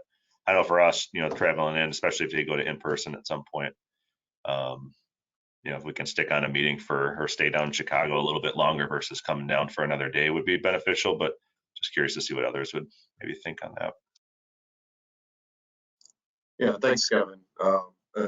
If I guess you put a question to the floor as to whether people would prefer longer meetings versus adding additional meetings. I would say longer, but I would go in longer meetings, more meetings. Longer meetings. I just was wondering in terms of the different reasons to have meetings. One, I think, is for the potential additional content that's proposed in terms of committee restructuring, but the other one is really related to getting getting engagement on the project that Laura was talking about for the Illinois GA. And I think for that, we might need to do more frequent meetings too. So I just, in terms of syncing up with that, I'm fine with whatever works for the specific intent, I guess. Yeah, it's a good point. Adding Yeah, that it's I was just super- kind of thinking just for the flexibility for Doug and CMAP. Yeah, so they kind of know if we need an additional meeting, that's fine. If we can add on to another meeting or something like that, if that's what the preference is. But yeah, that's a good point, Leah. And I love having extra heads up, like a few weeks lead time on schedules, so I can plan around it. I was just about to add, whether we did longer meeting or added meetings, yes. I would hope if we were adding a meeting, it would be more than a month in advance, like we would determine that so that people can adjust schedules. Thanks, Doug. Good feedback, everybody, or helpful feedback, everybody. Anybody else have thoughts on that? What I'm hearing is maybe some longer meetings and possibly some additional meetings, but you will let us know in advance. All right, so let's go ahead and take a roll call vote then on this list of meetings for now. Okay, Kevin Carrier. Aye. Lynette Ciavarello. Aye. Leah Mooney. Aye. Jack Cruikshank. Aye. Scott Hennings. Aye. Doug Ferguson. Aye. Jessica Hector-Sue. Aye. Brandon from OPMP. Aye. Heidi Lichtenberger, Aye. Christina Kupkowski, Aye. Eric Llewellyn, Aye. Chris Hebert, Aye. Tara Orban, Aye. Steve Schilke, Aye. Jackie Forbes, Aye. Mayor Rockingham, Aye. Joe Schofer, Aye. Big Krishnamurthy, Aye. P.S. Siraj, and Rocco Zucchero. Aye, and I've got to jump off. I'm heading on the train. Bye. Have a good one. Thanks, Rocco, for that vote and for riding the train. The list of meetings is approved. Thank you all. Let's go ahead and move on to item 5, legislative updates. Laura, I understand there's no formal legislative update, but Laura is available to answer any questions from committee members. Questions for Laura? Just what we talked about before about the Open Meetings Act and potentially looking into changing that to allow hybrid. Yeah, and I appreciate your comment on that, Jack. And I do think, you know, when Amy mentioned that is something that we partner with IML. That is like one of the issues that they kind of are a leader in. So we'll continue to work with them on that issue. Thank you very much. Any other questions for Laura? Laura, any other updates you want to give the committee on this? No, I think Erin covered most of them in her opening, the talking points that we had. So again, I think we're just waiting on the budget, federal budget, and then with the new General Assembly to meet in January. We'll keep our eye on legislation and return back with you guys as things start moving through. Awesome, thank you. Let's go ahead and move to item 6, other business. I'm going to ask if there's any other business that committee members like to share. I will share one, which is that our transit strategic plan that many of you and your staff and your leadership have been helping us with is now out for public comments through January 9th. So we've reached out to all of our stakeholders, all of you, and all of through many other channels to make sure that people see it. But please do take a look at it. Let us know if you have any comments. And we are on track upon receiving public comment to take that back to our board in February of 2023 for approval. So just wanted to flag that for all of you. Any other business that any other committee members would like to bring to the committee? Things to share. Go ahead, Leah. Oh, I'm sorry, Tara. We'll take you next. Go ahead, Leah. Sorry, you said me? Sorry, I thought you said somebody else. Okay, hi. You probably saw this already, but I just wanted to let everybody know we did successfully get the transit TIF for Red Line Extension through Chicago City Council. So that's a big milestone for this project. It's been a long time coming. It's a $959 million TIF, and that is 35 years.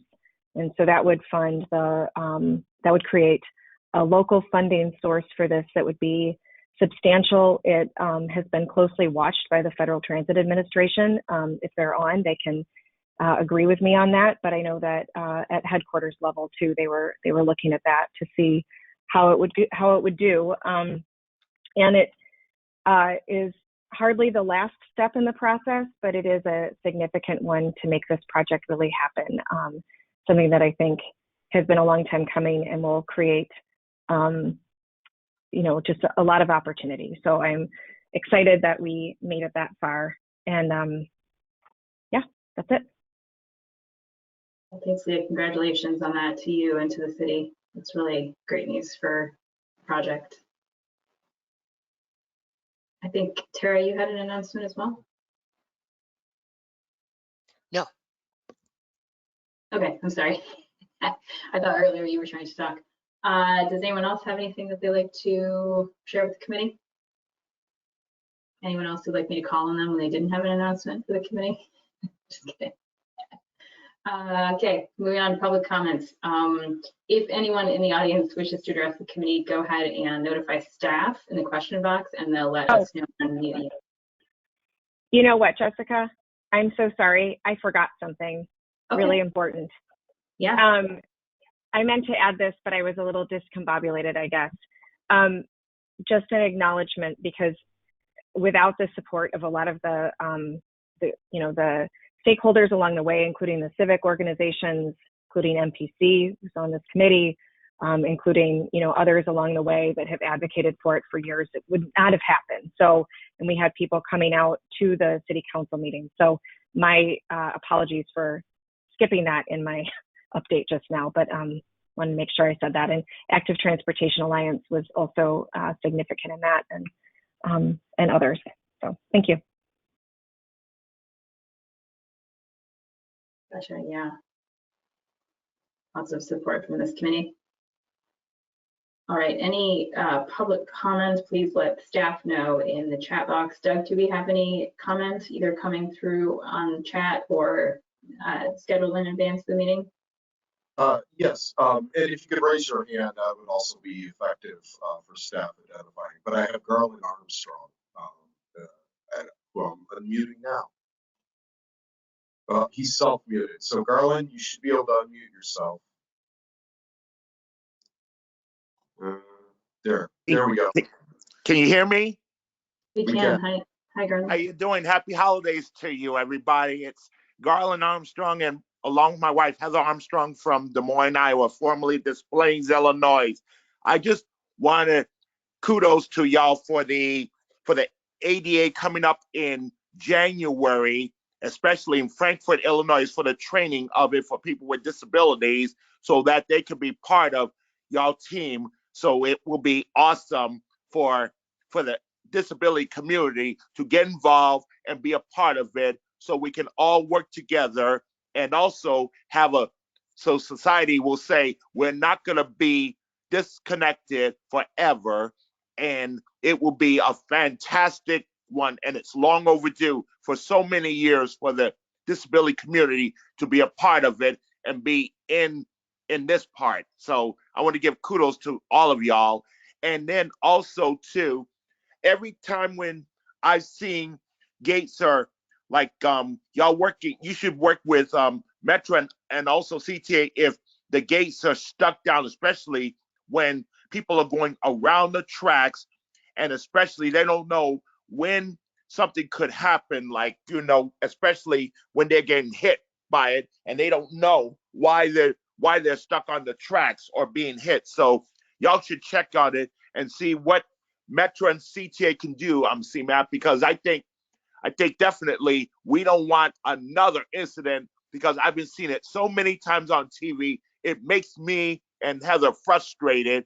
Why are people still going around those tracks when the gates are stuck down and they just have no ideas? So I think we need to put more communication, especially in different languages. And if people just don't understand that they should not go around the gates, because it's really a communicating problem from all walks of life in different languages. So I think y'all need to look into that and how we can how to tell everybody that don't even try to attempt to go around the tracks, even when they're driving a car, or try to go underneath it, because that's what they're thinking of, taking big risk. And also too, I saw on there February 24th, the day after my birthday. So it's going to be really awesome that it's going to be the day after my birthday. So I'll be there in February, the day after my birthday. So I'll be waiting for y'all. So it'll be a great one. And also, I'm going to let you pass. My wife, Heather, has some comments to say. Hold on. With RTA, I think it's, along with the sales tax, I think they need to include the corporate and the property taxes, because those two would give more value than the sales tax or the gas tax. Because a lot of people with the gas tax, they just go to Indiana. Same thing to a shopping. They go to the surrounding states. So corporate and property taxes would be more valuable to RTA than their current functions. Thank you. Thank you. Jessica, can I have a quick response to Garland? Sure. We, Streets and Roads for All, in our application, we are directly partnering with Metra to make sure that we address safety around rail crossings. Just wanted to mention that. Thank you, Lindsay. Thank you, Garland and Heather, as always. Well said, and really important issues that you're raising there. And thanks for the feedback on the funding options for transit. I'll definitely take note of those and share that with the team. All right, do we have any other public comment, Doug? Yeah, I am unmuting John Paul Jones. Let's see. Mr. Jones, you should be able to take control and unmute yourself, but there you Beautiful. go. Thank you so much. This is John Paul Jones from the South Side. I'm the trail consultant with Grow Greater Inglewood, which is doing the New Inglewood Nature Trail. But I'm also been for many years technical supporter for the Red Line Extension Coalition, and I just wanted to just thank CMAP particularly, because even when years ago I worked with Developing Communities Project, which was the lead community group doing the organizing for the extension. CMAP was a blessing to our community in 2010 when they did the Transit Development Plan, and we was able to look at the 4 stations and look at what's possible there, and it did add a lot of value to what was taking place now, which is the 115th in Michigan station being recognized as the first transit development station under the new City of Chicago's TOD ordinance. And also, it helped us also in 2011 when we was doing some work looking at environmental conditions, working with the University of Illinois' Great Cities program, where we look at some environmental equity issues, and it helped us with the 111th Street station because we was able to get at that time Governor Quinn to back us up to look at a state medical district out there. So a lot of things happened once we began to work with CMAP, and I just really want to take this time and say thank you for that extended work from those periods. But also wanted to be sure to just encourage staff to continue to look at ways in which we can look at innovative financing to support what's happening with the Red Line. And we wanted to make sure that the state at a minimum can figure out ways in which they can contribute more to the financing needs of the Red Line. There was a long conversation in the City Council about that. And so it is, would be wise for us to kind of think through ways to reduce the impact on the taxpayers of Chicago with the TIF, and to look at other capital money that can come from the state. You probably hear more from elected officials soon about that same public request. But again, I just want to say thank you for that Red Line support through the years. And I was pleased to hear the conversation today about the Safe Routes for All program, because that's been a matter we've been facing in Inglewood for a number of years, and we've been working on a Vision Zero program, but we still see those numbers still pretty high, and we're still trying to figure out ways to reduce the fatalities out there. And so that was a wonderful conversation I had during today's meeting. So I really appreciate that you taking public transit much more public safety much more serious. And so just wanted to just share those thoughts. And the steering committee that you put together to kick off the new initiative for next year is a great one. I think Jackie Grimshaw could be a real blessing for your planning team, as well as Carol Brown. I've known from both of those persons for a number of years, and so it should be a blessing to the group. But I also just want to encourage you to, on the steering committee, you also looked at innovative financing, and you mentioned SB Freeman, which is a great organization.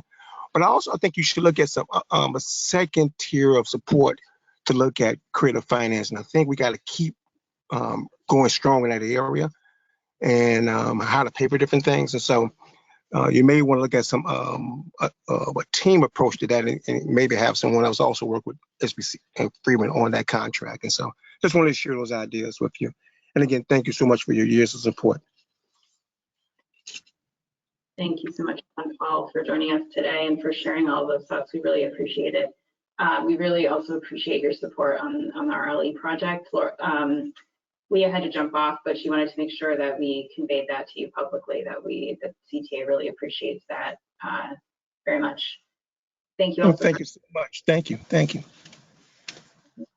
Thanks for the accommodations of CMAP as well. We know that the TOD work is often long-term work. It doesn't happen overnight. So we really appreciate you making those comments.